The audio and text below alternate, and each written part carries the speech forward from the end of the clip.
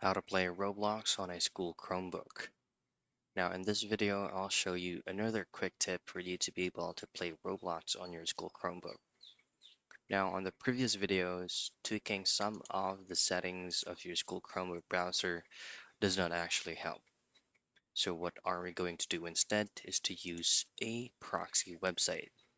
So once you have opened up your school Chromebook browser, just simply type in easyfont.gg. Now, it may not be working on your end, but for some, it actually works. So this easyfont.gg is actually a proxy website that does not require huge security. So from here, just locate the search box and type in Roblox, and you will have a lot of Roblox games in here. You can choose to Roblox VN or any available Roblox games right here. You can choose between play now and install this, but you should be able to play this using your school Chromebook. And that's how you play Roblox on a school Chromebook.